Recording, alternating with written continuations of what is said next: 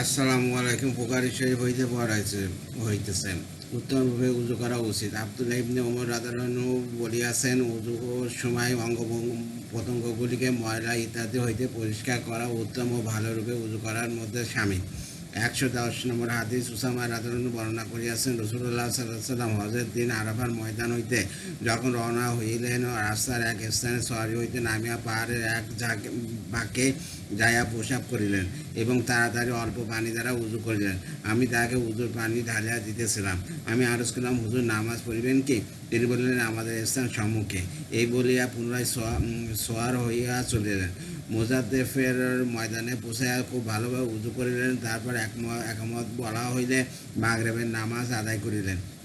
তারপর সকলেই নিজ নিজ উট বাঁধিয়া আসিলে পুনরায় একমত বলা হইল এবং এশার নামাজ পড়িলেন। মধ্যমা ভাগে কোনো নামাজ পড়েন নাই। উজুর সময় উভয় হাতের মুখ ধৌত করিবে। 111 নম্বর হাদিস। একদা ইবনে আব্বাস রাদিয়াল্লাহু উযু করিতে বসিলেন। এক হাতের আঁচলে পানি লইয়া কুলি করিলেন এবং নাকে পানি দিলেন। তারপর আবার পানি লইয়া উহার সঙ্গে দ্বিতীয় হাত মিলাইয়া দুই হাত দ্বারা মুখ ধুইলেন। তারপর এক হাতের অঞ্জলিতে পানি লইয়া ডান হাত কোনই পর্যন্ত ধৌত করিলেন এবং বাম হাতও এইভাবে ধুইলেন। তারপর মাথা মাসাও করিয়া এক আজব পানি লইয়া ডান হাতে পায়ের ওপর ঢালিয়া দিয়া ধৌত করিলেন এবং ওই রূপে বাম পাও ধরিলেন। সর্বশেষ বলিলেন, আমি হযরত রাসূলুল্লাহ সাল্লাল্লাহু আলাইহি ওয়াসাল্লামকে এই রূপে উযু করিতে দেখিয়াছি। প্রত্যেক কাজে, এমনকি স্ত্রী সহবাসে পূর্বেও বিসমিল্লাহ বলা। 112 নম্বর হাদিস। ইবনে আব্বাস রাদিয়াল্লাহু নবী করিম সাল্লাল্লাহু আলাইহি ওয়াসাল্লাম হইতে বর্ণনা করিয়াছেন, কোনো ব্যক্তি যদি স্ত্রীর সঙ্গে মিলনের পূর্বে এই দোয়াটি পড়িয়া লয়, ওই মিলনের দ্বারা কোনো সন্তান জন্মে, তবে সেই সন্তানকে শয়তান দিন ও দুনিয়া কোনো ক্ষতি সাধন করিতে পারিবে না। কারণ হজের সময় আরাফাত ময়দান হইতে রওনা হইয়া এশার নামাজের ওয়াক্ত মুজাফেলায় পৌঁছাইয়া সেখানে মাগরিব ও এশা উভয় নামাজই এশার রক্ততে পড়িতে হয়। প্রতিমধ্যে মাগরিবের নামাজ আদায় করিতে সে নামাজ শুদ্ধ হইবে না। দোয়াটির উচ্চারণ এই: বিসমিল্লাহি আল্লাহুম্মা জান্নাবনাস শাইতানা ওয়া জান্নিবিশ শাইতানা মা রাযাকাতানা। অর্থ: আল্লাহর নামে আরম্ভ, যে আল্লাহ, তুমি আমাদেরকে শয়তান থেকে বাঁচিয়ে রাখো এবং আমাদেরকে যা দান করো উহাকেও শয়তান হইতে বাঁচিয়ে রাখো। পায়খানা যাইতে কি দোয়া পড়িবে? 113 নম্বর হাদিস। আনাস রাদিয়াল্লাহু বর্ণনা করিয়াছেন, নবী করিম সাল্লাল্লাহু আলাইহি ওয়াসাল্লাম পায়খানা যাইতে এই দোয়া পড়িতেন। অত: আল্লাহর নামে আরম্ভ, ইয়া আল্লাহ, তুমি আমাদেরকে শয়তান হইতে বাঁচিয়ে রাখো এবং আমাদেরকে যা দান করো উহাকে শয়তান হইতে বাঁচিয়ে রাখো। মলমূত্র ত্যাগের সময় কেবলমুখী বসিবে না, অবশ্যই সম্মুখে আড়াল থাকিলে। 114 নম্বর হাদিস। হযরত আইয়ুব আনসারী রাদিয়াল্লাহু বর্ণনা করিয়াছেন, রাসূলুল্লাহ সাল্লাল্লাহু আলাইহি ওয়াসাল্লাম বলিয়াছেন, মলমূত্র ত্যাগের সময় কেউ কেবলামুখী বসিবে না, কেবলার দিকে পিঠও দিবে না, পূর্ব বা পশ্চিমমুখী হইয়া বসিবে।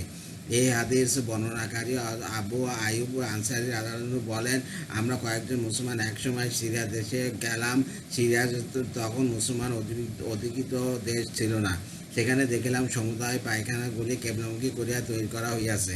আমরা অবরত অবস্থায় ওই পায়খানায় প্রবেশ করিতাম, কিন্তু সাধ্য অনুযায়ী কেবলার দিক হইতে মোড় দিয়া বসিতাম। যেহেতু পূর্ণমাত্রা কেবলার দিকে হইতে ফিরিয়া বসা সম্ভব হইত না, তাই আল্লাহ তাআলার নিকট ক্ষমা প্রার্থনা করিতাম। ব্যাখ্যা: হাদিস বর্ণনাকারী সাহাবী স্বয়ং এবং তার সঙ্গীগণের ঘটনা দ্বারা স্পষ্ট প্রমাণিত হয় যে আলোচনাদের মর্ম অর্থ অনুযায়ী কোনো প্রকার আড়াল থাকা অবস্থায়, এমনকি তৈরি পায়খানার ভিতরেও কেবলামুখী হইয়া মলমূত্র ত্যাগ করা নিষিদ্ধ। ইমাম আবু হানিফার মযহাব ইয়াই। আড়াল সম্পর্কে ইমাম বুখারী রহমতুল্লাহ যা ইঙ্গিত করিয়াছেন উহা সূত্র হইল পরবর্তী হাদিস, যার বিবরণ সম্মুখে আসিতেছে। পা দানির ওপর বসিয়া মলত্যাগ করা। এই বলছে উদ্দেশ্য মলত্যাগের দ্বারা জন্য পা দানি বিশিষ্ট পায়খানা তৈরি করা উত্তম। রাসূলুল্লাহ সাল্লাল্লাহু আলাইহি ওয়াসাল্লামের গিয়ে সে ব্যবস্থা ছিল। দোয়াটির উচ্চারণ এই: আল্লাহুম্মা ইন্নী আউযু বিকা মিনাল খুবসি ওয়াল খাবাইস। অর্থ: ইয়া আল্লাহ, আমি তোমার আশ্রয় প্রার্থনা করিতেছি সমস্ত দুষ্কৃতিকারী, ভূত পেতনা ইত্যাদি হইতে এবং সমস্ত রকমের অশ্লীল অভ্যাস ও দুষ্কৃতি হইতে। পূর্ব পশ্চিমমুখী বসিবার আদেশ মদিনাবাসীর জন্য, যাহাদের কেবলা দক্ষিণে। হাদিস বর্ণনাকারী নিজের ঘটনা অংশটুকু বুখারী শরীফের 97 পৃষ্ঠায় উল্লেখ আছে। 115 নম্বর হাদিস। আব্দুল্লাহ ইবনে ওমর রাদিয়াল্লাহু বলেন, লোকেরা বলে, মলত্যাগকালে কেবলামুখী বা কেবলার দিকে পিঠ করিয়া বসিবে না, অথচ আমি একদা আমার ভাগ্নে হযরত বিবি হাফসা রাদিয়াল্লাহু আনহার আনার গৃহ ছাদে উঠিয়াছিলাম, তথা হইতে হঠাৎ আমার দৃষ্টি পড়িল রাসূলুল্লাহ সাল্লাল্লাহু আলাইহি ওয়াসাল্লাম পায়খানার ভিতর পাদানির উপর বসিয়া আছেন। হযরতের পিঠ কেবলার দিকে ছিল। ব্যাখ্যা: এই হাদীসটি আব্দুল্লাহ ইবনে ওমর রাদিয়াল্লাহু আনহু সাহাবী এবং কোনো কোনো ইমামের মযহাব এই যে পায়খানার ভিতরে এমনকি সম্মুখ বা পিছনে কোনো আড়াল থাকিলে মলত্যাগ ত্যাগে কেবলার দিকে মুখ বা পিঠ করা দোষণীয় নয়। ইমাম আবু হানিফার মযহাব উপরোক্ত হাদীসটির উপর স্থাপিত। তার মযহাবে কোনো অবস্থায় মলমূত্র ত্যাগকালে কেবলামুখী হওয়া বা কেবলার দিকে পিঠে দেওয়া জায়েজ নয়।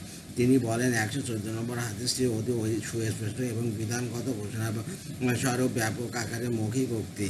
পক্ষান্তরে 115 নম্বর হাদীসের বিষয়টি হযরতের উক্তি নয়, অতিরিক্ত ওয়া ধীর স্থিরবিহীন অতি ক্ষীণ ও দ্রুত অপরিচিত দৃষ্টির মাধ্যমে শুধুমাত্র একবার একজনের এক নজর অনুভূতির বিষয়। উহাতে পবিত্র রূপে দ্বিধাহীন অবগতি হয় না। এত দুর্বল বিষয় দ্বারা 114 নম্বর হাদীস বর্ণিত সুস্পষ্ট মৌখিক উক্তি ও বিধানগত ব্যাপক আকারের ঘোষণার মধ্যে কোনো প্রকার রদবদল করা যায় না। ইমাম বুখারী রহমতুল্লাহ আলোচ্য হাদীস দ্বারা বাড়ির ভিতরে মলত্যাগের জন্য বিশেষ স্থান তৈরি করার বাস্তবতা সম্পর্কে একটি পরিচ্ছেদ লিখিয়াছেন। মলত্যাগের জন্য নারীদের অরণ্যে প্রান্তরে যাওয়া। উপরে পরিচ্ছেদে তৈরি পায়খানায় মলত্যাগের কথা বলা হইয়াছে, উহার পরে স্বগৃহে মলত্যাগের ব্যবস্থা রাখার কথা বলা হইয়াছে। আলোচ্য পরিচ্ছেদের উদ্দেশ্য এই যে স্বগৃহে মলত্যাগের ব্যবস্থা না থাকলে জনশূন্য মাঠে, জঙ্গলে, পাথরে প্রান্তরে মলত্যাগের জন্য যাইতে পারে। এই ক্ষেত্রে দুটি বিষয়ের প্রতি বিশেষ লক্ষ্য রাখিতে হইবে। প্রথমটি হইল, লক্ষ্য রাখিতে হইবে কোনো মানুষের দৃষ্টিগোচর হওয়ার সম্ভাবনা স্থান না হয়। নৌকা চলাচলের, নদী খালে কুলে যেভাবে মলত্যাগের জন্য বসায় উহা হারাম, ঐরূপ ব্যক্তিদের প্রতি হাদীসে রাসূলুল্লাহ সাল্লাল্লাহু আলাইহি ওয়াসাল্লামের লানত ও অভিশাপের উল্লেখ রইয়াছে। দ্বিতীয়টি হইল, মালিকের আপত্তির জায়গা বা যেখানে স্থানে মলত্যাগ করিলে লোকদের কষ্ট হওয়ার আশঙ্কা, যেমন পথে ঘাটের ছায়া এবং ফলের কাছে নিকটবর্তী স্থানে মলত্যাগ করিবে না। এই সব বিষয় লক্ষ্য করিয়া প্রয়োজনে নারীগণও বিশেষ পর্দার সহিত বাইরে মলত্যাগের জন্য যাইতে পারে। অবশ্য নারীগণ এইরূপ ক্ষেত্রে শুধু রাতে যাওয়াই অভ্যস্ত হওয়া চাই। রাসূলুল্লাহ সাল্লাল্লাহু আলাইহি ওয়াসাল্লামের আমলে মদিনা শরীফে পরবর্তী সময়ে মুসলমানগণ গিয়ে পায়খানা তৈরি করিয়া নিতেন। হযরতের গিয়ে তৈরি পায়খানা ছিল, কিন্তু প্রথম দিকে অন্ধকার যুগের ব্যবস্থায় চলিত। বাড়িতে মলত্যাগের ব্যবস্থা থাকিত না। 116 আয়েশা রাদিয়াল্লাহু আনহার বর্ণনা করিয়াছেন, এককালে নবী করিম সাল্লাল্লাহু আলাইহি ওয়াসাল্লামের বিবিগণ মদিনা একটি বৃহৎ প্রান্তরে মলত্যাগের জন্য যাইয়া থাকিতেন। তাহারা শুধু কেবল রাত্রেই বাহির হইতেন। সাধারণভাবে তাদের অভ্যাস করিয়া নিয়াছিলেন, রাতের পর আবার রাতে মলত্যাগ করে বাহির হইতেন। ওমর রাদিয়াল্লাহু আনহু হযরত বিবিগণের পর্দার সহিত বাইরে যাওয়া বন্ধ করার জন্য পীড়াপিড়ি করিতেন, কিন্তু রাসূলুল্লাহ সাল্লাল্লাহু আলাইহি ওয়াসাল্লাম সেইরূপ নিষেধাজ্ঞা প্রত্যাবর্তন করিতেন না। একদা হযরত বিবি সাউদা রাদিয়াল্লাহু আনহা শরীয়তি পর্দার বিধান প্রবর্তিত হওয়ার পর গভীর রাতে পর্দার সহিত মলত্যাগে বাহির হইলেন। ওমর রাদিয়াল্লাহু আনহু কোথাও বসিয়াছিলেন, তথা হইতে তিনি সাউদা রাদিয়াল্লাহু আনহাকে যাইতে দেখিলেন। সাউদা রাদিয়াল্লাহু আনহু মোটা ও দীর্ঘ কায়াবিশিষ্ট ছিলেন। তিনি পরিচিত লোকদের ঠাউরে আসিয়া যাইতেন এবং তাই ওমর রাদিয়াল্লাহু আনহু তাহার ঠাউর করিয়া নিতে পারিলেন। ওমর রাদিয়াল্লাহু আনহু উচ্চস্বরে বলিয়া উঠিলেন, সতর্ক হন এ সাউদা, আপনি আমাদের জন্য অপরিচিত থাকিতে পারেন না। সাউদা, আপনাকে চিনিয়া ফেলিলাম, কিন্তু চিন্তা করুন কিভাবে আপনি বাহির হইতে পারেন। ওমর রাদিয়াল্লাহু আনহু ওই অভিলাষী প্রকাশ করিয়াছিলেন যে হযরতের বিবিদের জন্য ঘরের বাইরে যাওয়া সম্পূর্ণরূপে নিষিদ্ধ করা হোক। সাউদা রাদিয়াল্লাহু আনহার ফেরার পথে নবী করিম সাল্লাল্লাহু আলাইহি ওয়াসাল্লামের নিকট আসিয়া উক্ত ঘটনা ব্যক্ত করিলেন যে, ওমর আমাকে এই বলিয়াছেন। রাসূলুল্লাহ সাল্লাল্লাহু আলাইহি ওয়াসাল্লাম যখন আমার গিয়ে রাতের আহার গ্রহণ করিতেছিলেন, হযরতের হাতে তখন একখানা আহার্য গোশতের হাড় ছিল। এমন অবস্থায় হযরতের প্রতি আল্লাহ তাআলা ওহী অবতীর্ণ করেন। কিছু সময়ের মধ্যে ওহী অবতরণের সমাপ্তি হইল, তখনও ওই হাড়খানা হযরতের হাতে ছিল। হযরত সাল্লাল্লাহু আলাইহি ওয়াসাল্লাম তখন বলিতেছিলেন, তোমাদের জন্য আল্লাহ তাআলা অনুমতি দিয়াছেন, তোমরা প্রয়োজনে বিশেষ পর্দার সহিত বাহির হইতে পারিবে। এই ব্যাপারে বিশেষ পর্দার বিষয় সম্পর্কে পবিত্র কোরআনে এইরূপ আয়াত নাযিল হইয়াছে। ব্যাখ্যা: এই স্থানে উদ্দিষ্ট বিশেষ পর্দাটির আয়াতটি এই: হে নবী, আপনার বিবিগণকে আপনার কন্যাদেরকে এবং মুমিনগণের বউ ধী নারীদেরকে বলিয়া দিন, তারা যেন প্রয়োজনে পর্দার সহিত বাহির হইলে অতিরিক্ত পর্দারূপে ঘোমটা অধিক নিচু ও তথা লম্বা করিয়া দিয়া নেন, যাহাতে মাথার সহিত চেহারা পূর্ণ পর্দায় থাকে। 22 পারা 5 রূপ।